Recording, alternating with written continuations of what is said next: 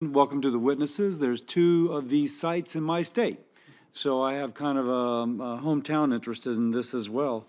Mr. Wimberg, last year Undersecretary Menendez stated the department supported the legislation I introduced to authorize a pilot program for the department to lease up to 200 million barrels of future unused SPR capacity to meet commercial needs. Now, you have the authority to lease to foreign governments, but not to commercial markets. And so I understand as well the department has been working on a SPRO post-sale configuration study to outline how we will maintain readiness in the future. What is the current status? And I'm going to ask you all to be brief because I got lots of questions, and so I want to get to them. What is the current status of this post-sale configuration study? When will it be published? Thank you, Senator. The post-configuration study will be complete by the end of this year. It's going through some initial internal review. And let me ask you. Yes. Given the support of the Department for Commercial Leasing, to what extent does the study evaluate the potential for an associated cost and/or profit of commercial leasing? That is indeed part of the study, both commercial leasing as well as leasing SPRO assets to other IEA countries. Now, can you tip your hand and give me a spoiler alert? Well, I can tell you that for commercial leasing, it is going to require a fair amount of capital because we need to have a salt or a brine drive system for commercial operations. I could talk to you about that offline, but it's fairly expensive. Okay. That's odd to me, just because it seems as if you're merely using capacity currently used to store oil, but instead of storing it for Great Britain, you're storing it for Conoco. Right, except in a commercial play, what would happen is the private sector would want to inject the oil and remove it on a very frequent basis, and those caverns were not designed to do that because they're salt caverns. Every time that you remove oil with fresh water, which is how we do it right now, you start to dissolve around the cavern walls, so that's why the brine drives. Is there a way to use a surrogate, for example, CO2 or something else to move that would not dissolve the salt? Yes, sir, that would be a brine drive system.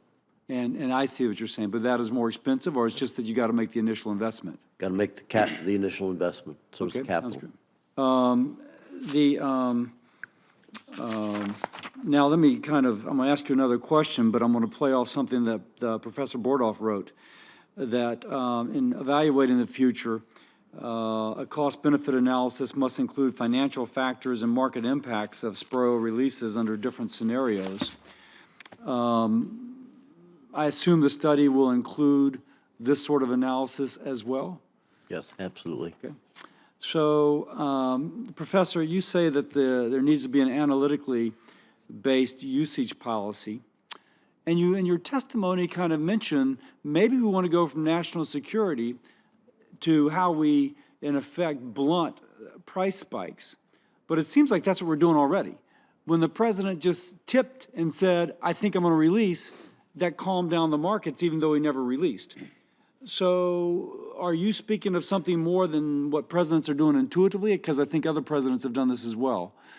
If you will, just using it almost as a hedge against price spikes. No, I think given how the oil market has changed, and when the SPR was created, we didn't have now oil is one of, if not the most globally traded commodity in the world. We didn't have that sort of liquid commodity market. So at the time, the potential for physical shortages was more real than it is today. Today, disruptions manifest themselves as price spikes everywhere. So I think the way in which we are using it today is to smooth those price spikes. I think it's a question more, there really is a lot of uncertainty, and it's very different administration to administration. They have a lot of discretion to think about. But it seems like they all want to avoid a spike in gas prices, and so they all kind of, say, wait a second, if it goes too high, I'm going to release a little bit.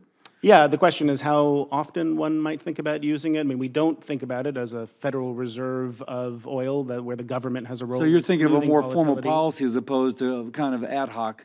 I think it would be helpful if there was a clearer understanding across administrations about the rationale and purpose. Now, the only that we're problem with supposed to that use it is the very fact that you can do it whenever you want to allows flexibility as to when you do it. Let me ask you one more question real quickly, if I may, Madam Chair.